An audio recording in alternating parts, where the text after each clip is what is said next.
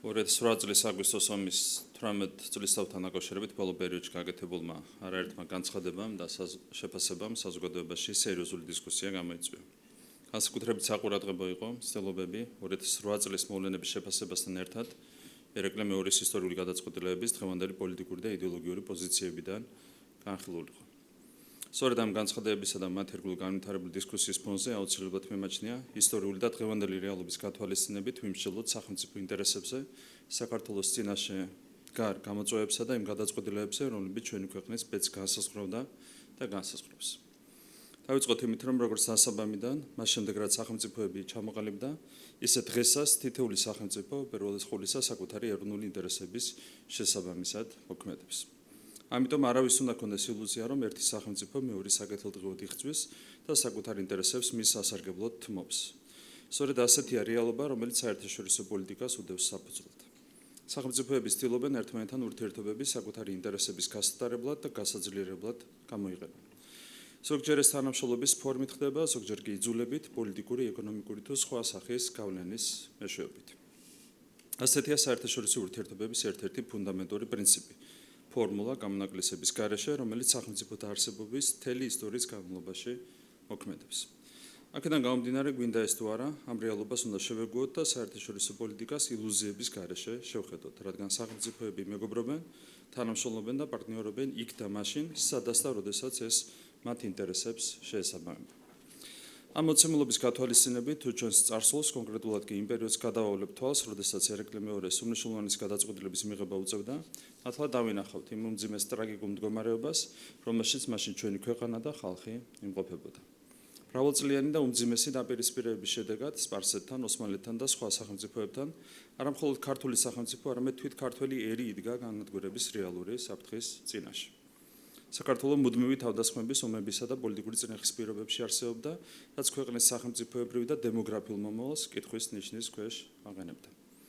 სწორედ ამ ისტორიული მოცემულობის გათვალისწინებით უნდა შევაფასოთ ერეკლე მეორის მიერ მიღებული გადაწყვეტილება, მით უფრო იმ ფონზე, რომ ქრისტიანობა ქართული ხალხისთვის, როგორც წარსულში, ისე დღესაც ეროვნული და კულტურული იდენტობის ერთ-ერთი უმთავრესი საყრდენი იყო და არის. საბოლოოდ ერეკლე მეორის მიერ გადადგმული ნაბიჯი არათუ გამართლებული, არამედ ერთადერთი სწორი უალტერნატივო გადაწყვეტილება აღმოჩნდა. მიუხედავად იმისა, რომ ყველა სახელმწიფო, მათ შორის რუსეთის იმპერიას, საკუთარი ინტერესებიდან გამომდინარე მოქმედებდა და საქართველოს ხსნა მათთვის ამოსავალი წერტილი სულაც არ ყოფილა, ისევ და ისევ ქრისტიანობის და არაერთი სხვა არანაკლებ მნიშვნელოვანი, მათ შორის დემოგრაფიული ფაქტორის გათვალისწინებით, ტრაქტატის გაფორმებით, უნდოდა ეს რუსეთის იმპერიას თუ არა, საქართველოს პრინციპული სარგებელი მაინც მიიღო. როდესაც ყოფნა არ ყოფნის ზღვარზე ვიყავით, ერეკლე მეორის ამ ნაბიჯით არა მხოლოდ როგორც ერი გადავრჩით, არამედ საბოლოოდ გავიმარჯვეთ კიდეც, რასაც ყველაზე უკეთ ის ფაქტი ადასტურებს, რომ დღეს საქართველო თვითყოფადი ქრისტიანულ ფასეულობებზე, ეროვნულ ფესვებსა და ტრადიციულ ევროპულ კულტურაზე დაფუძნებული ქვეყანაა. მრავალი ომის, ოკუპაციის, პოლიტიკური კატაკლიზმისა და ისტორიული ქარტეხილის მიუხედავად, დღეს ჩვენ გვაქვს ქართული, დამოუკიდებელი და სუვერენული სახელმწიფო, სწორედ ეს არის ერეკლე მეორის მიერ მიღებული გადაწყვეტილების მთავარი შედეგი. შესაბამისად, იმ ისტორიული პერიოდისა და უმძიმესი მდგომარეობის გათვალისწინებით, რომელშიც საქართველო იმყოფებოდა, ერეკლე მეორის მიერ გადადგმული ნაბიჯების დღევანდელი გადასახედიდან კრიტიკა სრულიად უსაფუძვლოა. მით უფრო რომ ერეკლე მეორე მოქმედებდა და გადაწყვეტილებებს იღებდა ქვეყნის, მისი სახელმწიფოებრიობასა და მომავლის გადარჩენის ერთადერთი მოტივით. საბოლოო შედეგების გათვალისწინებით მისი გადაწყვეტილება, ისე როგორც არაერთი სხვა პოლიტიკური ნაბიჯი შეიძლება შეფასდეს როგორც გონივრული და მეტიც ბრძნული სახელმწიფოებრივი სვლა. აქ არ უნდა გამოგჩეს ერთი მნიშვნელოვანი გარემოება. ერეკლე მეორის ყველაზე აქტიური კრიტიკოსები დღეს თავს პროევროპულად განწყობილ მოქალაქეებად და მთავარ ევროპელებად წარმოაჩენენ და ხშირად ისე მსჯელობენ, რომ არათუ საქართველოს სწრაფო ევროპისკენ, არამედ ევროპის არსებობაც კი ამის საკუთარ დამსახურებად მიაჩნიათ. სინამდვილეში კი თუ ისტორიულ კონტექსტს გავითვალისწინებთ, სწორედ ერეკლე მეორის მიერ გადადგმულმა ნაბიჯმა შეუნარჩუნა საქართველოს ევროპული სივრცისკენ გზის გაკვალვის შესაძლებლობა. იმ კონკრეტულ სამწუხარო ისტორიულ ვითარებაში რუსეთის იმპერიასთან ურთიერთობა საქართველოსთვის არა მხოლოდ გადარჩენის საკითხი, არამედ ქრისტიანული დასავლეთისკენ მიმავალი პოლიტიკური და კულტურული კავშირის შენარჩუნების ერთადერთი გზა იყო. ამიტომ განსაკუთრებით პარადოქსულია, როდესაც დღეს საკუთარი თავის ევროპული არჩევანის დამცველება წარმოჩენი ადამიანები, სინამდვილეში კი ფსევდოლიბერალები, ერეკლე მეორეს სწორედ იმ გადაწყვეტილების საკრიტიკებენ, რომელმაც საქართველოს ისტორიული არსებობისა და შემდგომი სახელმწიფოებრივი განვითარების, მათ შორის ევროპულ სივრცეში ინტეგრაციის შეასრულება შეუნარჩუნა. იმდროინდელი რეალობის უკეთ გასააზრებლად დღევანდელ კრიტიკოსებს თუ მხარდამჭერებს ერთი მნიშვნელოვანი რამ უნდა შევახსენოთ. კონკრეტულად კი ის თუ როგორ მოქმედებენ სახელმწიფოები საქართველოს მიმართ მაშინაც კი, როდესაც ისინი საკუთარ თავს ჩვენ სტრატეგიულ პარტნიორებად ან მეგობრებად მოიხსენიებენ. ამის ნათელი მაგალითია ამერიკის შეერთებული შტატები. ამერიკის შეერთებული შტატების წინა ადმინისტრაცია ქვეყანასთან, რომელსაც სტრატეგიულ პარტნიორად მოიხსენიებდა, ხშირად სრულიად უსამართლოდ, უკიდურესად ხისტად მოქმედებდა და საქართველოს მიმართ პოლიტიკური ზეწოლის სხვადასხვა მექანიზმს იყენებდა. მათი ამგვარი დამოკიდებულება განსაკუთრებით თვალსაჩინო გახდა სწორედ იმ საკითხებთან მიმართებით, რომლებიც საქართველოს სუვერენიტეტს, კანონმდებლობას, გამჭვირვალობასა და საზოგადოებრივ ღირებულებებს უკავშირდებოდა. როდესაც საქართველოს ხელისუფლებამ გარკვეულ საკითხებზე საკუთარი პოზიციის დაცვა და დამოუკიდებელი გადაწყვეტილების მიღება სცადა, ამის პასუხად პოლიტიკური და დიპლომატიური ზეწოლის სხვადასხვა ფორმა მივიღეთ. იგივე შეიძლება ითქვას ევროკავშირზეც, დააკვირდით მათ დეკლარირებულ განცხადებებს, კონკრეტულ უსამართლო გადაწყვეტილებებს, აბსურდულ რეზოლუციებს, დაწესებულ სანქციებს, ორმაგ სტანდარტებს, ქართველი ხალხის მიმართ ვიზა ლიბერალიზაციის გაუქმების მუდმივ უკანას და იმ პირობებს, რომლებიც საქართველოს მიმართ არსებობდა და არსებობს. ევროკავშირის საქართველოსგან გამჭვირვალობის კანონის, ანუ ამერიკული ფარას სიტყვასიტყვით თარგმნილი ანალოგის, ასევე ოჯახური ღირებულებებისა და არასრულწლოვანთა დაცვის შესახებ კანონის გაუქმებას ითხოვდა, კანონებისა, რომელთა აღსრულება როგორც ჩვენი ეროვნული იდენტობის, ისე სუვერენიტეტის დასაცავად ფუნდამენტურად მნიშვნელოვანია.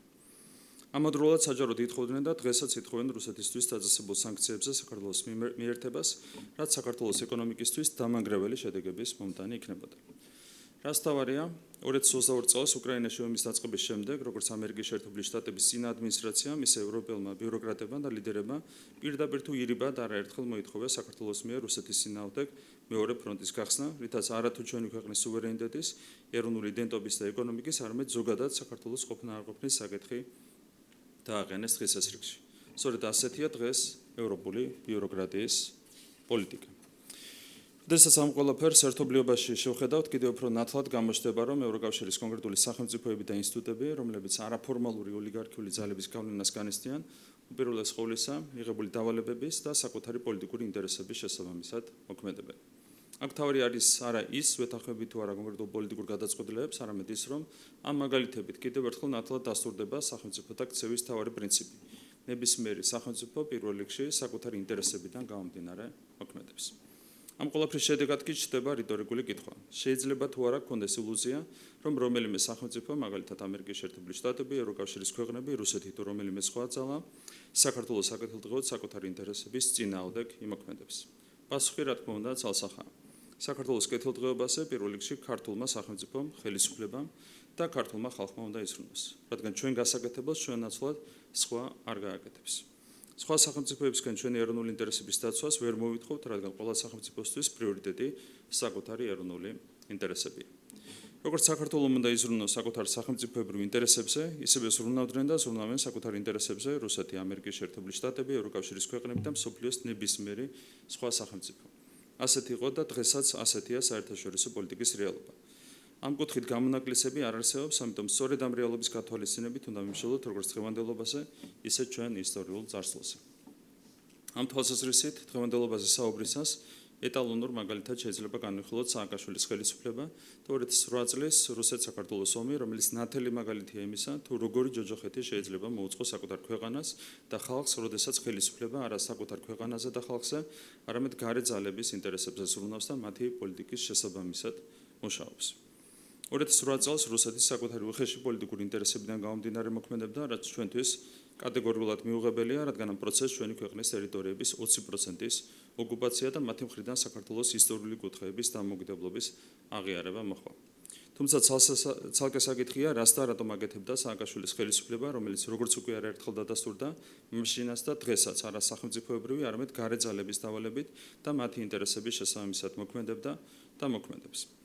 ფაქტია, რომ საქართველოს იმდროინდელი ხელისუფლების გადაწყვეტილებები საქართველოს სახელმწიფო ინტერესებთან სრულად შეუთავსებელი იყო, ამ ყველაფრის შედეგი კი ჩვენი ქვეყნისა და ხალხისთვის ტრაგიკული აღმოჩნდა. 2008 წლის ომი სწორედ ამიტომ არის მნიშვნელოვანი გაკვეთილი. ის კიდევ ერთხელ ადასტურებს, რომ საქართველოს უსაფრთხოება და სახელმწიფოებრივი ინტერესები ვერ იქნება დამოკიდებული სხვა სახელმწიფოების კეთილნებაზე. საბოლოო პასუხისმგებლობა საკუთარ ქვეყანაზე თავად საქართველოს ხელისუფლებასა და ქართულ ხალხს ეკისრება. ეს მოცემულობა კიდევ ერთხელ გვიჩვენებს, რამდენად მნიშვნელოვანია, რომ სახელმწიფო სათავეში მყოფმა ხელისუფლებამ ნებისმიერ ვითარებაში წინა პლანზე საკუთარი ქვეყნის ინტერესები დააყენოს. სხვა ქვეყნის ინტერესებთან თანხვედრა, თუნდაც მას მოკლევადიან პერსპექტივაში კონკრეტული სარგებელი მოქონდეს, ვერასოდეს უნდა გახდეს საქართველოს სახელმწიფოებრივი ინტერესების ჩანაცვლების საფუძველი. დიდი მადლობა თუ არის შეკითხვები, საფარგო პასუხით. მოგესალმებით, სოფო ბერძე, ტელეკომპანია იმედი. ჩემი პირველი კითხვა ბუნებრივია ბრიფინგიდან გამომდინარეა. ამ თემაზე საუბარი დარწმუნებული ვარ საზოგადოებაში ბევრ კითხვებს გააჩენს. თუ შეიძლება, როდესაც საუბრობთ ეროვნული ინტერესების დაცვაზე, კიდევ ერთხელ გითხარით თქვენი ხედვა, აი გულისხმობ იგივე რუსეთთან, ევროკავშირთან ურთიერთობების ნაწილში, იმიტომ რომ გაჩნდება ბევრი კითხვა, რატომ არის საუბარი გეორგიევსკის ტრაქტატზე კიდევ ერთხელ. პირველ რიგში რაც შეეხება გეორგიევსკის ტრაქტატს, აქ არის მთავარი საერთო შეფასება. რა მოტივით მოქმედებდა ერეკლე მეორე, მაშინდელი საქართველოს ხელისუფალი, როდესაც ამ ტრაქტატს აფორმებდა და საბოლოო ჯამში რა შედეგები მიიღო ქვეყანამ ამ ტრაქტატიდან, აქედან გამომდინარე, შედეგებიდან გამომდინარე, უნდა შეფასდეს ბუნებრივია ერეკლე მეორის ეს ნაბიჯი. რა თქმა უნდა, ეს იყო ძალიან მტკივნეული გადაწყვეტილება, ეს იყო ხელშეკრულება იმპერიასთან.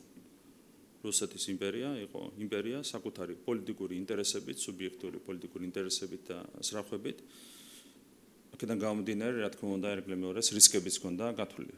და ბუნებრივია ეს რისკები საბოლოო ჯამში რეალისტა, თუმცა მთლიანობაში ქვეყანა მიიღო კონკრეტული შედეგები იმ ნაბიჯიდან, რომელიც მაშინ გადადგა ერეკლე მეორემ და ეს შედეგები ადასტურებს იმას, რომ მისი ნაბიჯი იყო ალტერნატივა და იყო უფრო მეტიც ბრძნული. საბოლოო შედეგი რა არის? რომ მაშინ გაკეთდა რეალურად ცივილიზაციური არჩევანი. დღეს ხშირად იყენებენ ხოლმე ამ ტერმინს და ერეკლე მეორის მაშინდელი არჩევანიც იყო ცივილიზაციური არჩევანი. წლების განმავლობაში, ათწლეულების განმავლობაში ჩვენი ქრისტიანული ქვეყანა იყო მუსულმანური ქვეყნის ვასალი. და მაშინ ერეკლე მეორე მიიღო პრინციპული გადაწყვეტილება რელიგიაზე რწმენაზე დაფუძნებული გადაწყვეტილება და ეს იყო მისი ცივილიზაციური არჩევანი. საბოლოო ჯამში ამ არჩევანმა მოიტანა კონკრეტული შედეგი ჩვენი ქვეყნისთვის და დღეს რომ საქართველოს არის სუვერენული დამოუკიდებელი სახელმწიფო, ის რომ ჩვენი ერი გადარჩა, დემოგრაფიული თვალსაზრისით იყო უკიდურესად მძიმე ვითარება 18 საუკუნის ბოლოსთვის, ის რომ ჩვენი ქვეყანა გადარჩა დემოგრაფიული თვალსაზრისით და დღეს რომ ჩვენ ვართ დამოუკიდებელი სუვერენული სახელმწიფო, რომელიც ეფუძნება ტრადიციულ ევროპულ ფასეულობებს და ტრადიციულ ევროპულ კულტურას, ეს არის სწორედ ერეკლე მეორის მიერ მიღებული ამ გადაწყვეტილების დამსახურება, ამ პრაგმატული გადაწყვეტილების დამსახურება. რა თქმა უნდა, რისკები იყო და ეს რისკები ბუნებრივია შემდეგ რეალისტა, როდესაც საქმე გაქვს პატარა ქვეყანას დიდ იმპერიასთან, რომელიც ბუნებრივია საკუთარი პოლიტიკური ინტერესების შესაბამისად მოქმედებს, თავისთავად არსებობს რისკები. მაგრამ საბოლოო ჯამში კიდევ ერთხელ უნდა ვიმსჯელოთ შედეგებით და შედეგი არის ის, რომ მაშინ საქართველოს გადარჩა ერეკლე მეორის ამ ნაბიჯით, დღეს რომ საქართველოს არის ევროპულ კულტურაზე დაფუძნებული ქვეყანა, დღეს რომ საქართველოს არის ქრისტიანული ქვეყანა, ეს არის სწორედ ამ ნაბიჯის დამსახურება. და რაც შეეხება დღევანდელ მოცემულობას, დღეს ვარ ჩვენ ამ ცივილიზაციური არჩევანის ერთგული. ჩვენ გვინდა ვიყოთ ტრადიციული დასავლური ქრისტიანული სამყაროს ნაწილი და ამას ეფუძნება ჩვენი სწრაფა, მათ შორის ევროკავშირისკენ. ეს არის ჩვენი არჩევანი და კიდევ ერთხელ გამიმეორებ, რომ როდესაც ჩვენ გვაქვს ეს ამბიცია, ევროპულ სივრცეში ინტეგრაციის ამბიცია, ეს არის კიდევ ერთხელ იმ ბრძნული გადაწყვეტილების დამსახურება, რომელიც თავის დროზე მიიღო ჩვენმა დიდმა მეფემ. ჩემი შემდეგი შეკითხვა ეხება ოპოზიციონერების განცხადებებს აფხაზეთთან დაკავშირებით. მოვისმინეთ გასულ უქმეებზე არაერთი განცხადება, მაგალითად ნიკა გვარამია საუბრობდა მეხსიერებაზე, ტრამვულ მეხსიერებაზე და რატომღაც ამ თემაზე მსჯელობა მის მიიყვანა ყარაბაღის მაგალითთან და პარალელებთან. შემდეგ იყო მალევე სალომე სამადაშვილი, რომელიც ამბობდა, რომ ქართულ სახელმწიფოს დღევანდელი ხელისუფლების პირობებში არაფერი აქვს შესათავაზებელი აფხაზეთისთვის. ბევრი კომენტარი იყო სხვა მთელი უქმეების განმავლობაში, რაღაც კამპანიური ხასიათი მიიღო. როგორ ფიქრობთ, რატომ გაიხსნა ამ თემაზე საუბარი და როგორ უნდა გაიგოს საზოგადოებამ, რაზეც ეს ხალხი საუბრობდა ამ დღეებში? მადლობა. Ну, ძალიან მარტივად არის საქმე, აგენტურამ მიიღო ახალი დავალება. აგენტურამ მიიღო ახალი დავალება და ასრულებს ამ ახალ დავალებას. მე ასევე შეგახსენებთ ბარამიძის განცხადებას, რომელიც პირდაპირ კავშირშია შემდეგ გვარამიას და სამადაშვილის და სხვების განცხადებებთან, მენჯიოშნიკების განცხადებებთან, სხვათა შორის ბარამიძის განცხადებით დაიწყო ყველაფერი. მათი დავალება არის რა? რომ რამენერად ხელი უნდა შეუშალონ დობის აღდგენას. მათ შორის კამპანია, რომელიც წარმოებს საწვავის შეტანასთან დაკავშირებით, ეს ზუსტად აქეთკენ არის მიმართული პირდაპირ კავშირშია ბარამიძის განცხადებასთან, რომ ხელი უნდა შეუშალონ რამენერად დობის აღდგენას ქართველებსა და აფხაზებს შორის. ბარამიძის განცხადება, კამპანია საწვავის შეტანის წინააღმდეგ, გვარამიას განცხადება, სამადაშვილის განცხადება და შემდეგ. ხო, ეს ყველაფერი არის ამ ერთიანი კამპანიის ნაწილი. ისინი ნერვიულობენ, როდესაც ხედავენ, რომ ქვეყანა კონკრეტულ ნაბიჯებს დგავს კონკრეტული მიმართულებით. და ნუ ჩვენ კონკრეტულ ტერმინებს ვიყენებთ ხოლმე ამ ადამიანების წინააღმდეგ, რაც წინთ ხოლმე, მაგრამ როდესაც ასეთ განცხადებას აკეთებ, მე აღარ უნდა გეწყინოს, რომ უსამშობლოს გიწოდებენ, ხო? გულისხმობ მაგალითად იგივე გვარამიას განცხადებას, რომელმაც პირდაპირ გამოაცხადა, რომ აფხაზეთის ჩაბარება იქნებოდა ტკივილისგან გათავისუფლება ისტორიული მეხსიერებისგან. გათავისუფლება ხო ამ კონტექსტში შეაფასა მან სომხეთში განვითარებული მოვლენები პირდაპირ დაუკავშირა აფხაზეთის საკითხს ხო მანამდე მე მინდა შეგახსენოთ რამდენიმე თვის წინ კიდევ ერთ უცხოელ აგენტს დავით ბერძენიშვილს გაატესტინეს ეს საკითხი ჯერ კიდევ თვეების წინ ზუსტად იგივე თქვა ბერძენიშვილმა რომ სომხეთმა მიიღო ბრძნული გადაწყვეტილება როდესაც გათავისუფლდა ამ ისტორიული მეხსიერებისგან, ამ ტკივილისგან და ისიც საუბრობდა საქართველოს კონტექსტში ამ საკითხთან დაკავშირებით. როგორც ჩანს, ბერძენიშვილი არ აღმოჩნდა საკმარისი დონე იმისათვის, რომ მაშინ ეს საკითხი აეწიათ, ახლა გამოაგორეს, როგორც ჟარგონზე იტყვიან, კიდევ ერთი უცხოელი აგენტი, გვარამია, რომელსაც იგივე თემა წამოაწევინეს. ეს არის ერთი ჯაჭვი. უცხოური აგენტურა იღებს ხოლმე დავალებებს და მერე ასრულებს ამ დავალებებს. პირდაპირ გაჩაღებული აქვს კამპანია ამასთან დაკავშირებით, როგორ უნდა ჩააბაროს საქართველოს აფხაზეთი რუსეთის ფედერაციას, ხო? ეს არის კამპანიის ძალიან კაფიო ხაზი. ამის მერე კიდევ ერთხელ გამიმერებ, რომ არ უნდა ეწყინოთ, როდესაც მათ უსამშობლოებს უწოდებთ და როდესაც მათ პატრიოტიზმს უწუნებთ, რომელიც მათ სინამდვილეს საერთოდ არ აქვს. მოგესალმებით, ამ საკითხის გავაგრძელებ გარკვეულწილად თქვენ ისაუბრეთ ბარამიძის განცხადებაზე, რამდენად რეალურია, რომ რეალურად დააზიანოს შედგების პროცესი, იმიტომ რომ გამოძიებაც დაიწყო და ნახეთ დე ფაქტო რეჟიმის მხრიდან გამოხმაურებებიც. დიახ. ნუ რა თქმა უნდა, მიზანი ეს იყო, მაგრამ ჩვენ უნდა გავაკეთოთ ყველაფერი იმისათვის, რომ პირიქით დავაჩქაროთ დობის აღდგენის პროცესი. ამის ზოგადი რესურსი არსებობს.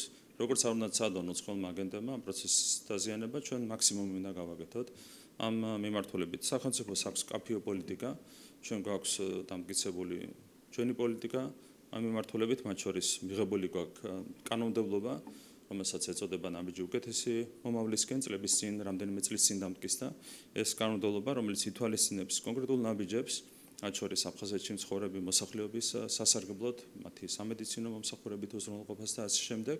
და იგივე ეს ნაბიჯები, რაც გადაიდგა საწვავით მომარაგებასთან დაკავშირებით, ბუნებრივია ასევე დობის აღდგენისკენ არის მიმართული, თუმცა თქვენ ხედავთ გაჩაღებულ კამპანიებს ამ ყველაფრის წინააღმდეგ.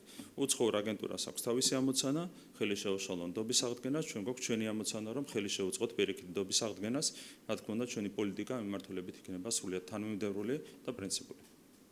დაკითხავთ თქვენს ოპონენტებზე, გარდა ამ განცხადებებისა, რა პერსპექტივა შეიძლება გქონდეთ მათ პოლიტიკურ ველზე ზოგადად, იმიტომ რომ ნახეთ გაერთიანების მცდელობა იგივე ალიანსის სახით და დღეს ნაციონალური მოძრაობაც საუბრობს, რომ წინასწარ მეტყველებდით, რომ ეს დაემართებოდა ამ გაერთიანებას. რა შანსებს ხედავთ არჩევნებით ახლოვდება? ნუ ჩვენ კიდევ უფრო ადრე ვამბობდით ამ ყველაფერს, რა თქმა უნდა, არავითარი პერსპექტივა ამ გაერთიანებას არ აქვს. თავარი მიზეზი არის რა, რომ ჩვენ გავაშიშვლეთ უცხოური აგენტურა. მათ შორის გამჭვირვალობის კანონის მიღებით, რომელიც პირდაპირ მიმართული იყო ამ აგენტურის დაფინანსებისკენ, მათ შორის პარტიული აგენტურის არაპირდაპირი დაფინანსებისკენ. უამრავი ნაბიჯი გადავდგით, საზოგადოებას უთხარით სიმართლე ყველაფერთან დაკავშირებით და საბოლოო ჯამში საზოგადოებამ გაიგო, რომ ეს არის უცხოური აგენტურა, რომელიც ემსახურება უცხო ძალებს და არა საკუთარ ქვეყანას. ისინი მუდმივად ესაუბრებიან არა ქართულ ხალხს, არამედ უცხო სახელმწიფოებს, ხო, უცხო ძალებს. ეს ძალიან კარგად იშიფრება საზოგადოება საბოლოო ჯამში, ძალიან კარგად ხედავს ყველაფერს. აქედან გამომდინარე, ამ კოლექტიურ ძალას, რა თქმა უნდა, პოლიტიკაში არავითარი პერსპექტივა არ აქვს, როგორც წააგეს ყველა წინაარჩევნები, ასევე განწერული არიან, რა თქმა უნდა, მომავალშიც, თუმცა ჩვენ გვაქვს კიდევ სხვა პროცესი დაწყებული, რაც ჩვენთვის ძალიან მნიშვნელოვანია, ეს არის კონსტიტუციური სარჩელი, რომელიც არის შეტანილი საკონსტიტუციო სასამართლოში. თუ საბოლოოდ უცხოური აგენტურისგან არ გათავისუფლდება ჩვენი პოლიტიკური სისტემა, საქართველოში დემოკრატიული ჯანსაღი სისტემა ვერასოდეს ჩამოყალიბდება. ამიტომ ჩვენი ამოცანა უნდა იყოს ჩვენი პოლიტიკური სისტემის გათავისუფლება, მთლიანად გათავისუფლება უცხოური აგენტურისგან, ხოლო ამ შემთხვევაში შეიძლება შედგეს სრულფასოვანი ჯანსაღი დემოკრატიული სისტემა ჩვენს ქვეყანაში. გამარჯობა, რუსუდან დუმაძე, TV პირველი. ბატონო ირაკლი, თუ იცით რაზე საუბრობს ირაკლი ღარიბაშვილი? მე ნახე ეს განცხადება, არ ვიცი რაზეა საუბარი, მე ვიცი ერთი რამ, რომ არის კონკრეტული განაჩენი დამდგარი. დანარჩენი არის თლიანად სამართალდამცავი ორგანოების საქმე. მე საერთოდ ვერ გავაკეთებ კომენტარს ამ განცხადებაზე, მათ შორის იმის გამო, რომ ირაკლი ღარიბაშვილი ჩემამდე იკავებდა ამ თანამდებობას, შესაბამისად, ჩემთვის ეთიკური თვალსაზრისითაც არ იქნება სწორი მისი განცხადებების შეფასება. შესაძლოა სამართლებრივად თქვენ ამ მის თემაზე არც გისაუბრეთ მაშინაც, როცა ის დააკავეს და ძალიან სიტყვა ძუნწი იყავით ღარიბაშვილთან დაკავშირებით. მაგრამ როცა ის საუბრობს, რომ ახლა დაუნდობელი სისასტიკის, მისი ოჯახის განადგურების ბინძურ გეგმას ხედავს და გაავრცელებს განცხადებას, წერილს და ბიძინა ივანიშვილს პასუხისმგებელ პირად ხედავს, ჩვენ როგორ შეგვიძლია ჩვენ ეს გავიგოთ? არ ვიცი, მე ძალიან პრობლემური განცხადება, ასე ვიტყოდი, მე კომენტარს არ გავაკეთებ, კიდევ ერთხელ ერთი მარტივი მიზეზის გამო. პრობლემური ჩვენთვის არა. პრობლემური თავისთვის, ასე ვთქვათ. მე კომენტარს არ გავაკეთებ, კიდევ ერთხელ ეთიკური მოსაზრებიდან გამომდინარე. იმის გამო, პირველ რიგში, რომ ის ჩემამდე იკავებდა ამ თანამდებობას, შესაბამისად არსებობს რაღაც ეთიკური სტანდარტები, რაც მე მიზღუდავს ამ თემაზე განცხადების გაკეთების შესაძლებლობას. ბატონო ირაკლი, ყოფილი პრემიერ-მინისტრია და ის არის დაკავებული საკმაოდ მძიმე ბრალდებით და დღეს ის ამბობს, რომ ბიძინა ივანიშვილის დავალებით მას წერილი გაუგზავნეს. თქვენ რაიმე იცით ამის შესახებ? გქონდათ გუშინ ამ წერილის გამოქვეყნების შემდეგ რაიმე კომუნიკაცია ივანიშვილთან? ეს საკითხი არცებითად არ განგვიხილავს, კომუნიკაცია გუშინ მქონდა სხვადასხვა საკითხთან დაკავშირებით, არ მახსოვს წერილის გამოქვეყნების მერე იყო თუ მანამდე, ეს საკითხი ჩვენ არ განგვიხილავს. ეს წერილი გამოაქვეყნა დაახლოებით 5-ის ნახევარზე. ხო, არ შეიძლება მანამდე მქონდა კომუნიკაცია, ყოველ შემთხვევაში ჩვენ არ გვიმშელია ამ თემასთან. და რა უნდა თქვას დღეს ღარიბაშვილმა? ანუ ამ საკითხის მიმართ ინტერესი ბუნებრივია არის, იმიტომ რომ დაპატიმრებული ყოფილი პრემიერია და ის საუბრობს მისი ოჯახის განადგურების გეგმაზე. და ამბობს, რომ ივანიშვილმა გაუგზავნა წერილი და აიძულებს რაღაც სულ სხვა საქმე აღიაროს დანაშაული და არც კი ვიცი რა კომენტარი გავაკეთო ამ თემასთან დაკავშირებით. ახლა არ ვიცი რა კომენტარი გავაკეთო.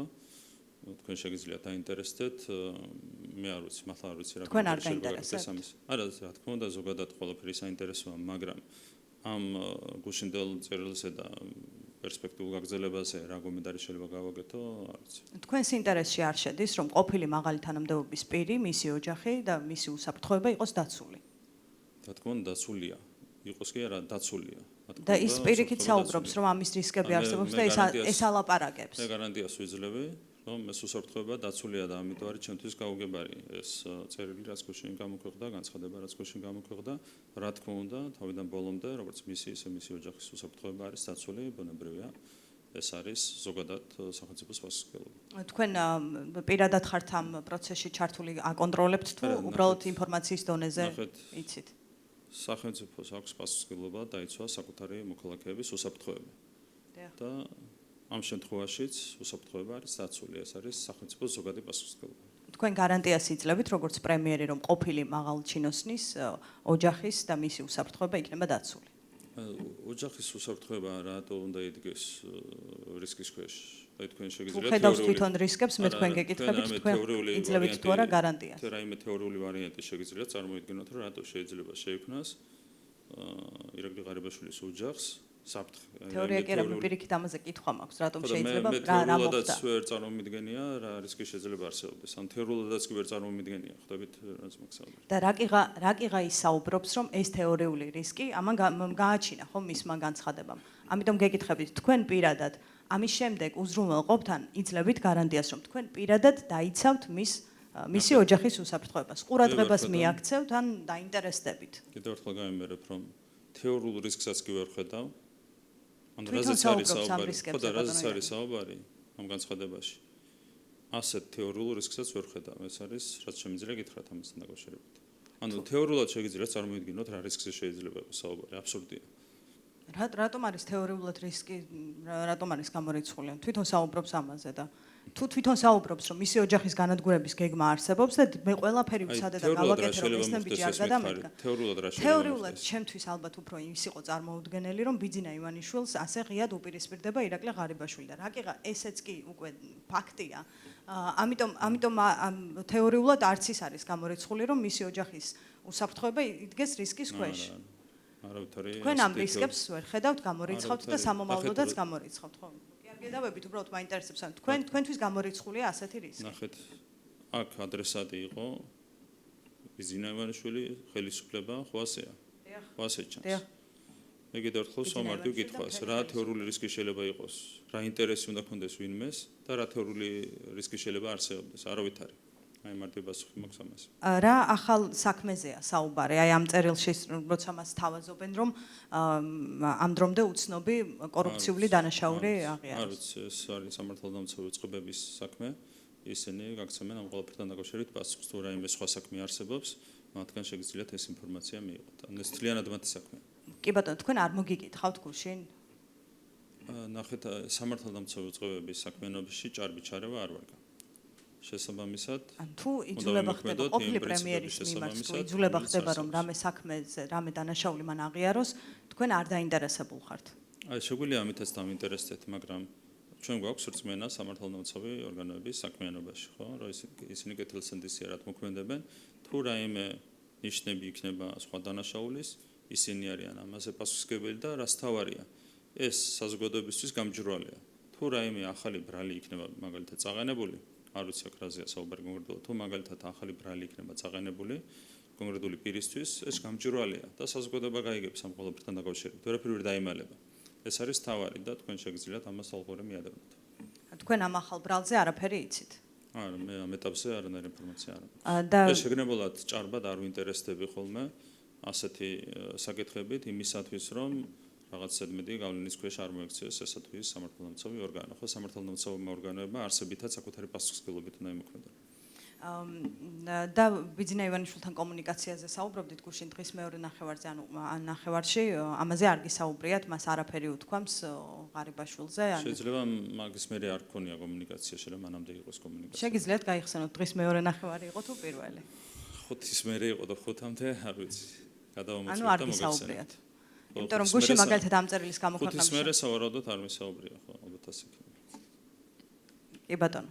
ბოლო კითხვას დაგისვამთ, ისე აქ თქვენი სახელი გვარი არ არის ნახსენები, არც წერილში, არც თვითონ ღარიბაშვილის პოსტში. თქვენი აზრით აქ იგულისხმებით? როგორც მოქმედი დაინტერესებული პირი. ნუ ვიმკითხავებთ ერთად. თქვენ ხედავთ საკუთარ თავს ამ წერილში. შეგიძლიათ დასვათ ყველას მიმართ და შეგიძლიათ მიიღოთ პასუხები. კი ბატონო, კეთილი, დაველოდებთ. გაინტერესებთ ის რას დაწერს დღეს, იმიტომ რომ ახალ საქმეზეა საუბარი და მის უსაფრთხოების რისკებზე, ღირსების. კიდევ ერთხელ გამიმერებ, ნახეთ, რაც შეეხება უსაფრთხოებას. არავითარი რისკები არ არსებობს და არჩენი არც თქვენ შეგიძლიათ დაინტერესდეთ, რაც იქნება საუბარი. ნებისმიერი პატიმრის მიმართ დავინტერესდებით, როცა საუბარია უსაფრთხოების რისკებზე. როცა გამოხდება, აუცილებლად წავიკითხავ, შეგიძლია გითხრათ. კი ბატონო. აფხაზეთის ტერიტორიაზე საწვავის შეტანაზე მაინტერესებს თქვენი როლი პროცესში. წინა ბრიფინგის დროს თქვენ დაგვიდასტურეთ, რომ ასეთი ფაქტი მოხდა და გვითხარით, რომ არა სახელმწიფომ, არამედ ბიზნესმა შეიტანა. თქვენ რამდენად როგორ იყავით ამ პროცესში ჩართული? ჩვენთან შეთანხმებული იყო, რა თქმა უნდა, ეს ყველაფერი არსებობს საკანონმდებლო აქტები, რომლის საფუძველზეც ასეთი ტრანზაქციები ხორციელდება და რა თქმა უნდა, მთავრობასთან იყო შეთანხმებული ეს ნაბიჯი. ბუნებრივია, აქვს თავისი პოლიტიკური გრძნობიარობა ასეთ საკითხებს, შესაბამისად, რა თქმა უნდა, შეთანხმებული იყო მთავრობასთან ბიზნესის მხრიდან, როდესაც ბიზნესმა გამოთქვა ასეთი ინტერესი, როდესაც ბიზნესმა მიიღო ეს ზიანდადება, ჩვენთან იყო შეთანხმებული და ჩვენ დავინახეთ სარგებელი, რა თქმა უნდა, მათ შორის ნდობის აღდგენის კუთხით. იყო თუ არა რაიმე მოთხოვნა ან ინფორმირება ან რაიმე გამოხმაურება ოკუპირებული ტერიტორიიდან, ანუ ბიზნესმა ეს რაღაც მოთხოვნა მიიღო, თუ თხოვნა მიიღო ოკუპირებული ტერიტორიიდან თუ მისი ინიციატივა იყო და შემდეგ თქვენ გთხოვათ ნებართვა. არა, ინიციატივა იქიდან მოდიოდა არა ბიზნესიდან, არამედ ოკუპირებული ტერიტორიებიდან, გამომდინარე იქიდან, რომ ქალაქებიდან თუ საოკუპაციო რეჟიმიდან. არა, იქ არ ვიცი კონკრეტულად ვისთან ჰქონდათ საუბარი, მაგრამ შეიქმნა საწვავის დეფიციტი, ეს იყო პრობლემა და თხოვნა იყო ამ საწვავის დეფიციტის შესებასთან დაკავშირებით, რასთან დაკავშირებითაც მოგმართა ბიზნესმა და ჩვენ მივიღეთ ხარდამჭერი გადაწყვეტილება. და თქვენთვის არ იყო საინტერესო ვინ თხოვდა ბიზნესს, მოქალაქეები, ბიზნესი ოკუპირებულ ტერიტორიაზე თუ საოკუპაციო რეჟიმი? ვინი თხოვდა ჩვენგან საუბარი? საწვავს? შეიძლება იქიდანაც ბიზნესმენები იყვნენ, ვერ გეტყვით. სავარაუდოდ იქიდანაც იყო ბიზნესი, რომელსაც ჰქონდა დეფიციტი, საწვავის დეფიციტი, შეიძლება მათ მიმართა, შეიძლება სხვა მიმართა, მაგრამ ჩვენთვის თავარი იყო ის, რომ იყო დეფიციტი, გაკეთდა იქიდან მიმართვა ბიზნესის მიმართ და შემდეგ ბიზნესმა შეგვითანხმა ეს საკითხი და ასე დაალაგდა ეს ყველაფერი. და აი ეგრეთ წოდებულ საზღვარზე რომ გაეტანა, ენგურიდან შევიდა საწვავი, ხო? მეორე მხარეს რომ ასევე გქონოდა ნებართვა, მწვანე რომ გასულიყო, თქვენ იყავით მოლაპარაკებებში ჩართული? არა, ეს ბიზნესის მოლაპარაკების საგანი იყო, მათ მოილაპარაკეს ყველაფერთან დაკავშირებით. ეს ეკონომიკური საქმიანობა, ჰუმანიტარული დახმარება თუ რა შეიძლება დაერქვას? ჩვენთვის ეს არის თავიდან ბოლომდე დობის აღდგენის საკითხთან დაკავშირებული. ჩვენთვის, როგორც ხელისუფლებისთვის, თავარი ამოსავალი წერტილი აქ ფულიშოვნა არ იყო ჩვენი მიზანი. შეიძლება ბიზნესის მიზანი იყოს ფულიშოვნა. ჩვენი მიზანი არის დობის აღდგენა. ერთადერთი მოტივი, რატომაც მივიღეთ ხარდამჭერი გადაწყვეტილება, იყო სწორედ ეს ხედვა, ხო, დობის აღდგენისკენ მიმართული ხედვა. და თუნდაც ეკონომიკურ საქმიანობას და ფაქტია რომ კომპანია რომელსაც შეჰქონდა საწვავი იღებდა სარგებელს, თავადაც თქვა, ითვალისწინებს ოკუპირებული ტერიტორიების შესახებ კანონი. დიახ. რომ საწვავი შეიტანოს და იქ სარგებელი მიიღოს. ნახეთ, ყველაფერი გაკეთდა აბსოლუტურად ოკუპაციის შესახებ კანონის ჩარჩოებში. ყველაფერი გაკეთდა ამ ჩარჩოებში, დანარჩენი დეტალები შეგიძლიათ დააზუსტოთ. აი ამ თემას ბოლო დღეებში აქვს ახლავს ბევრი მოსაზრებაც, ბევრი კითხვაც. გამომდინარე იქიდან რომ ეს რამდენად იყო ჰუმანიტარული დახმარება, ამან გააჩინა ეჭვი, რადგან ეს ეხება არა ჯანდაცვას, არა რაღაც ასეთ საკითხს, პროდუქტს, არამედ ეს ეხება საწვავს, რომლის დეფიციტი არის რუსეთშიც და შეფერხებით აწვდის ამ საწვავს ოკუპირებულ აფხაზეთსაც რუსეთი. ეჭვი თუ რისკი რომ ეს რუსეთის ხელში აღმოჩენილი იყო საწვავი, თქვენ პირადად როგორ დააზღვიეთ, როგორც ნების მიმცემს კომპანიას? ბევრი აბსურდული განცხადება მოისმინეთ ამასთან დაკავშირებით. ისტერიული კამპანია იყო ზოგადად, იმიტომ რომ მათ ჩვენს ოპონენტებს არ მოწონთ დობის აღდგენის პროცესი და ისტერიკა ამას უკავშირდება. რაც შეეხება რუსეთის წყალებში მომარაგებას, ხო? რუსეთის მოხმარება რაც არის, შეგიძლიათ გადაამოწმოთ, ამის 0.001%-ია ის საწვავი, რაც შედის აფხაზეთში. ხა აბსოლუტურად არასერიოზულია საუბარი იმაზე, რომ რუსეთი მარაგდება იმ საწვავით, რომელიც შედის აფხაზეთში, ხო? ეს ერთი. მერე საუბარი იყო ბაზების მომარაგებაზე, ბაზები გონიათ, რომ ბორბლებზე დგას და აქეთ-იქით მოძრაობს. სრული აბსურდია. ლაპარაკი იმაზე, რომ სამხედრო ბაზა იყო მომარაგებული ამ საწვავით. ნებისმიერ ბაზას თავისი საწვავის მარაგი აქვს და ეს საწვავი მოიხმარება ძალიან იშვიათად, ხო? იმიტომ რომ ბაზა არ არის მოძრავი ობიექტი. ბაზა არის სტატიკური ობიექტი. ანუ ყველანაირ აბსურდში შევიდნენ. რატომ? იმიტომ რომ აქვთ ისტერიკა, როდესაც ხედავენ რომ გარკვეულმა ნაბიჯებმა შეიძლება ხელი შეუწყოს დობის აღდგენას, ჩვენს ოპონენტებს აქვთ ისტერიკა.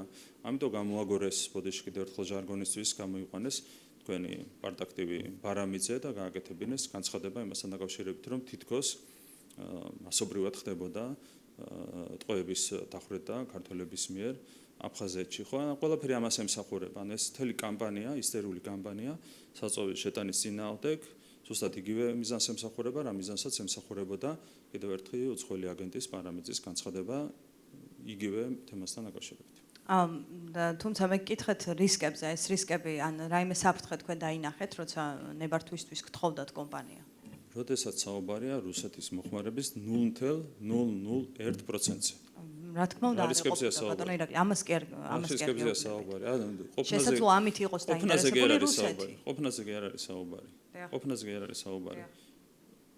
რუსეთისთვის არარელევანტურია საწვავის ის მოცულობა, რომელიც შევიდა ჩვენს რეგიონში აფხაზეთში, ხო?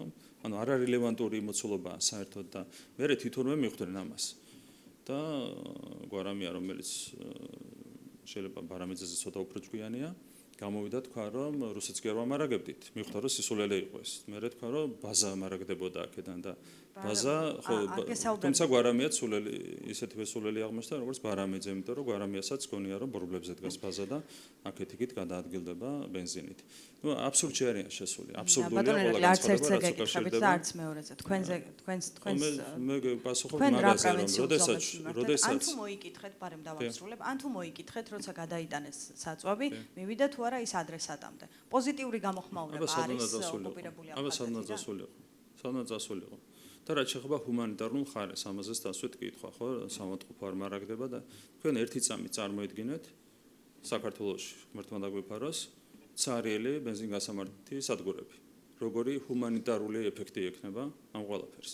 რა შუაში აქ მხოლოდ სამოწყופოზე არის საუბარი. როდესაც საწვავი არ არის ქვეყანაში, ამას აქვს უმძიმესი ჰუმანიტარული უარყოფითი ეფექტი. რაზეა საუბარი? ყველანაირ აბსურდში შევიდნენ ჩვენი ოპონენტები. ყველანაირ აბსურდში შევიდნენ ოპონენტები, როდესაც ადამიანებს მოსახლეობას საწვავზე არ აქვს ცდომა და როდესაც ბენზინგასამართი სადგურები არის ცარიელი, ამას აქვს პირდაპირი ჰუმანიტარული უარყოფითი ეფექტი მოსახლეობაზე. ხო, მარტივად არის აქ ძალიან საქმე, მაგრამ აქაც კი მოახერხეს სპეკულირება. ბოლოს კითხავთ და ორი კითხვა მაქვს, პოზიტიური გამოხმაურება თქვენ პირადად ან კომპანიამ ან რაიმე ფორმით მიიღეთ თუ არა ოკუპირებული აფხაზეთიდან საწვავის შეტანის შემდეგ. რა თქმა უნდა, ადამიანები არიან კმაყოფილი, რომლებიც იღებენ რეალურად საწვავს. ჩვენგან, რა თქმა უნდა, კმაყოფილება არის. კიდევ ერთხელ მარტივად შემიძლია თქვენ იგებთ ამ ამბებს, ამ პროცესის შემდეგ აკვირდებით ჩართული ხართ თუ? მარტივად იქაც არიან სხვათა შორის იქაური ბარამიძეები და გვარამიები, რომლებიც ისტერულ კამპანიას საწარმოებენ ამის წინააღმდეგ. სხვათა შორის იქაც არიან. ანუ იქაური ბარამიძეები და გვარამიები იქაც არიან, რომლებსაც ასევე ისტორიული კამპანია აქვს გაჩაღებული. რატომ? იმიტომ რომ იქაც არიან ადამიანები, რომლებსაც არ უნდათ დობის აღდგენა, აქაც არიან ადამიანები, რომლებსაც არ უნდათ დობის აღდგენა. იქაც არიან ასეთი ადამიანები, რომლებსაც კამპანია აქვს გაჩაღებული, აქაც არიან ასეთი ადამიანები, რომლებსაც კამპანია აქვს გაჩაღებული. რატომ? იმიტომ რომ იქაც არის აგენტურა თუ არა აგენტურა, აქაც არის ასეთი ხალხი, ორივე მხარეს არიან ადამიანები, აფხაზეთის რეგიონშიც და საქართველოს დანარჩენ ტერიტორიასაც, რომლებსაც არ მოწონთ დობის აღდგენისკენ გადადგმული ნაბიჯები. ჩვენთვის ის აფხაზი, რომელიც ისტერიკით უპირისპირდება საწვავის შეტანას და გვარამი არის აბსოლუტურად ერთ-იგივე. აბსოლუტურად ერთ-იგივეა ჩვენთვის ერთი და მეორე. აი ამ გამოხმაურებაზე იმიტომ მკითხეთ, რომ რადგან არ ქმნით ამას ნდობის აღდგენისთვის ხელშეწყობას თუ შერიგებას, ორივე მხრიდან უნდა არსებობდეს პოზიტიური გამოხმაურება, ხო? ამიტომ გკითხეთ, თქვენ გაქვთ რაიმე კომუნიკაცია მათთან, აკვირდებით მათ ფორუმებს თუ საიდან ვიგებთ, რომ ეს შერიგებისთვის გადადგმული ნაბიჯია და საბოლოოში ყველა დაინახავს რას. ერთი წამი თეორულად წარმოედგინეთ, რომ საქართველოში უცბად საერთოდ გათავდა საწვავი. წარმოედგინეთ. და ამ დროს კონკრეტულმა მხარემ მოგაწოდა ეს საწვავი. საერთოდ რო განცხადება არ გავაკეთო და საერთოდ არაფერი რო არ მოხდეს. ეს ხო ბუნებრივად გავლენას იქონიებს ჩემს განწყობას. თქვენ საუბრობთ საქართველოზე, რომლის ნაწილი არის აფხაზეთი. კი. და ჩვენ საუბრობთ აფხაზეთზე, რომელზეც ეფექტური კონტროლი ჩვენ არ გვაქვს. რა მნიშვნელობა აქვს? ეს არ არის ერთი რეგიონიდან მეორე რეგიონში. იქ ცხოვრობს ჩვენი მოსახლეობა. ჩვენთვის აფხაზეთის მოსახლეობა არის ჩვენი მოსახლეობა, როგორც ქართული ნაწილი, ისე აფხაზური ნაწილი. ჩვენთვის ისინი არიან ჩვენი მოსახლეობა. არსებობს დობის კუთხით პრობლემა. ომი იყო ხო 90-იანი წლების დასაწყისში და რა თქმა უნდა, ამან ძალიან მძიმე გავლენა იქონია ნდობაზე ქართველებსა და აფხაზებს შორის. და შესაბამისად დობის აღდგენა ეს არის ძალიან მნიშვნელოვანი ამოცანა. და როგორი განცხადებებიც არ უნდა გაკეთდეს, თავარი არის ფაქტი. ფაქტი არის ის, რომ მოსახლეობას აფხაზეთში, როგორც ქართულ ნაწილს, ისე აფხაზურ ნაწილს, მთლიანად აფხაზეთის მოსახლეობას ჰქონდა სერიოზული ჰუმანიტარული პრობლემა და ეს ჰუმანიტარული პრობლემა გადაიჭრა ჩვენი წყალობით. და ეს ფაქტი არის ჩვენთვის მთავარი. ჩვენი წყალობით თუ ბიზნესის ინიციატივით თუ ბიზნესი კი იყო რა თქმა უნდა. სხვათა შორის ამ კომპანიის მფლობელი საგრაფოს წევრის ძმა და ჩვენ ხარდაჭერის გარეშე, რა თქმა უნდა, ბიზნესი ვერ შეიტანდა ამ საწვავს. შესაბამისად, ბიზნესიც იყო და ხელისუფლებაც იყო. და კიდევ ერთხელ, ჩვენი წყალობით გადაიჭრა მნიშვნელოვანი ჰუმანიტარული პრობლემა აფხაზეთში, რაც საბოლოო ჯამში, რა თქმა უნდა, ყველასთვის იქნება თვალსაჩინო. შესაბამისად, აბსოლუტური რწმენა შეიძლება გქონდეს იმასთან დაკავშირებით, რომ ასეთი ნაბიჯები ხელშეუწყობს დობის აღდგენას. ბატონო ირაკლი, ამ კომპანიის მფლობელი არის საკრებულოს წევრის ძმა. ეს უბრალოდ დამთხევა თუ როგორ აღმოჩნდა, რომ მაინც და მაინც ამ კომპანიამ გადაწყვიტა საწვავის შეტანა? ეს არის ის კომპანია, რომელიც რეგულარულად აწარმოებს ანალოგიურ საქმიანობას. ანუ მას აქვს ასეთი სავაჭრო კავშირები ოკუპაციის შესახებ კანონის ჩარჩოებში მთელი ამ წლების განმავლობაში შეგიძლიათ გადაამოწმოთ. ანუ ეს არ არის ერთჯერადი აქტი. მთელი ამ წლების განმავლობაში ეს კონკრეტული ადამიანი, ბიზნესმენი არის დაკავებული ამ საქმიანობით და დაკავებულია ოკუპაციის შესახებ კანონის ჩარჩოებში. თუ იცით გააგრძელებს საწვავის შეტანას, ან დაახლოებით რაოდენობა, სავარაუდოდ ასობით ტონაზეა საუბარი, მაგრამ არ ვიცით მაინც ზუსტი. ჩვენ გვექნება ამასთან დაკავშირებით საუბარი, როგორც ვიცი, გუშინდელი მდგომარეობით დაახლოებით 680 ტონა საწვავი იყო შეტანილი, ეს არ არის დიდი მოცულობა, თუმცა არის საკმარისი იმისათვის, რომ ჰუმანიტარული პრობლემა გადაიჭრას აფხაზეთში. ნახოთ, ჩვენ გვექნება მუდმივი კომუნიკაცია და ამის მიხედვით გაგრძელდება პროცესი. კომუნიკაცია ოკუპირებულ ჩვენ გვექნება ბიზნესთან, ჩვენ გვექნება კომპანიასთან კომუნიკაცია, კომპანიას ექნება საკუთარ პარტნიორებთან. მადლობა, ბოლო კითხვა, სულ ბოლო კითხვა, თეთრი სახლის ახალი ანგარიშის შესახებ უნდა გკითხოთ. დიდი სატრანზიტო თაღლითობა ასე არის დარქმეული. ჩინეთისთვის დაწესებული ამერიკული ტარიფებისთვის გვერდის ავლას ეხება ეს ანგარიში და საქართველოს მოხვდა იმ ქვეყნებს შორის, სადაც არის სწორედ ამ პრობლემაზე საუბარი ტარიფებისთვის გვერდის ავლა. ჯერ ყიდიანო სხვა პროდუქცია სხვა ქვეყანაში და შემდეგ სულ სხვა ფასით გააქვთ ამერიკაზე სქემა დაახლოებით არის ასეთი. საქართველოშიც ასე ხდება. პარტნიორული ურთიერთობის აღდგენა როცა გვინდა, რატომ ვიქცევით ასე? რაიმე კონკრეტული ფაქტი არის მათ? ფაქტი ვერ გეტყვით ფაქტი არის. არ მგონია რომ რაიმე კონკრეტული ფაქტი არსებობდეს. ასეთი ზოგადი განცხადებები ვერ მოგვისმენია, ჩვენ ვთხოვთ ხოლმე ფაქტებს. მე ფაქტებს ვერ გასვდიან. ფაქტებზე დაყრდნობით დაწერდა თეთრი სახლის ანგარიშია, რომელიც არა, ძალიან ხშირად დაუწერია სხვადასხვა მხარეს ფაქტებზე დაუფუძნებლად ბევრი რამ. აქედან გამომდინარე ასეთ დასკვნებს უნდა გააკეთებთ. შეიძლება ფაქტებზე დაფუძნებით დაწეროს რაღაცა, შეიძლება არ დაწეროს ფაქტებზე დაფუძნებით. კი ბატონო, თუმცა ეს არც სახელმწიფო დეპარტამენტია და არც საელჩო. ყოველ ჯერზე ჩვენ ვთქვით, ყოველ ჯერზე თეთრ შეიძლება ვიღაცა მიაწოდოს შეგნებულად არასწორი ინფორმაცია. ამიტომ ყოველ ჯერზე, როდესაც ასეთი ინფორმაცია ქვეყნდება, ჩვენ ვთქვით ფაქტებს და შემდეგ ფაქტებს ვერ გასწრიან ხოლმე, ეს არის სტანდარტული მოცემულობა. ანუ შეერთებული შტატებისთვის მისი პოლიტიკის საწინააღმდეგო სქემებს საქართველოში ადგილი არ აქვს. ფაქტი მოგვაწოდო.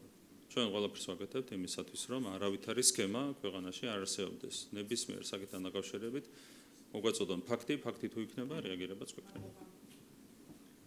სანდრო ჯუფალაკიანი, რადიო თავისუფლება. ღარიბაშვილის თემას რო დაუბრუნდეთ, გუშინდელი წერილიდან და არა მხოლოდ გამომდინარე, ოპოზიციის ნაწილი აცხადებს, რომ ის პოლიტპატიმარია. თქვენ რას ფიქრობთ ამასთან დაკავშირებით და თქვენი ინფორმაციით გქონდა თუ არა რეალურად მას პოლიტიკური გეგმები ან დაკავებამდე ან სამომავლოდ? ნახეთ, ყოველ ჯერზე ასე ხდება ხოლმე. არიან ადამიანები, რომლებსაც აცხადებს ხოლმე ჩვენი ოპოზიცია თავისი ყველა განშტოებით. ყველაზე საიზღარ ადამიანად და მე როდესაც უპირისპირდება ხოლმე ეს ადამიანი საკუთარ გუნდს, ამის შემდეგ აცხადებენ ხოლმე გმირად, პოლიტპატიმრად და ასე შემდეგ.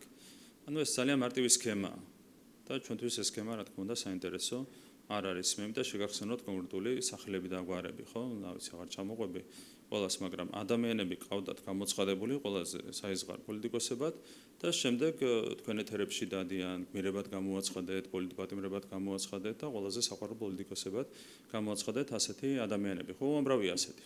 ვისაც აცხადებდით ყველაზე საიზღარ პოლიტიკოსებად, მას შემდეგ რაც ისინი განუდგნენ ხელისუფლებას, ისინი არიან თქვენი უსახვალესი პოლიტიკოსები. ამ შემთხვევაში, კოლექტიურ ძალას გულისხმობ. იგივე ხდება ამ შემთხვევაშიც, ხო, როდესაც რაღაცა ევროპარლამენტმაც კი შეიტანა ეს საკითხი საკუთარ რეზოლუციაში. ანუ მარტივი რაღაცაა, ხო? ხედავენ, რომ არის ხელისუფლება, რომელიც კონკრეტული პრინციპებით მოქმედებს, როგორც კი ვიღაც ნებისმიერი დაუპირისპირდება ხელისუფლებას, რა შეფასებებიც არ უნდა ქონდეთ მანამდე გაკეთებული ამ ადამიანის მიმართ, მათ შორის კორუფციასთან დაკავშირებით, მე აღარ აინტერესებდა, მე აღმოჩნდება, რომ კორუფციისგან თავისუფალი ადამიანი და ეს არის პოლიტპატიმარი და ეს არის გმირი, რომელიც დაუპირისპირდა საიზღარ ხელისუფლებას, ხო? არ არის საინტერესო ასეთი სქემები ჩვენთვის, ხო? როდესაც ოპოზიცია აცხადებს პოლიტპატიმრად კონკრეტულ ადამიანს, ესეც იძლევა კონკრეტული დასკვნების გამოდანის საშუალებას. ქონდა პოლიტიკური გეგმები ამაზე წერილშიც არის საუბარი. არ ვიცი ხარ რა პოლიტიკური გეგმებზეა საუბარი, როდესაც ადამიანს აქვს აღიარებული კორუფციული დანაშაული, ხო, რა ვიცი, ცოტა ერთულად წარმომიდგენია ყველაფერი. რუსეთთან დაკავშირებით მინდა გკითხოთ, თქვენ ყავთ მრჩეველი რუსეთთან ურთიერთობის საკითხებში, რომლის საქმიანობის შესახებ ფაქტობრივად არაფერი ვიცით.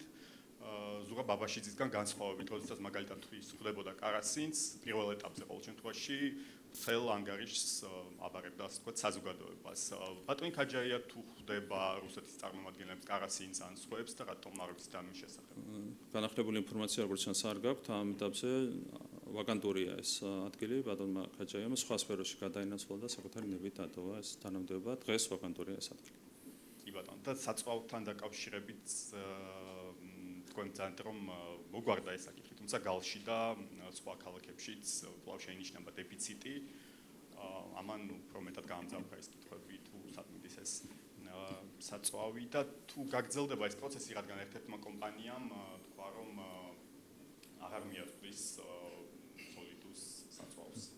ამ ეტაპზე მხოლოდ 680 ტონა შეტანილი, შესაბამისად სრულად ვერ მოიცავს ბუნებრივია მოთხოვნას, რომელიც არსებობს საწვავზე, თუმცა მომდევნო დღეების განმავლობაში დაგეგმილია დამატებითი საწვავის ტრანსპორტირება აფხაზეთის მიმართულებით და ამით უკვე შეივისება საწვავის დეფიციტი, რითაც ჰუმანიტარული პრობლემა მთლიანად აღმოიფხება. ეს არის გეგმა.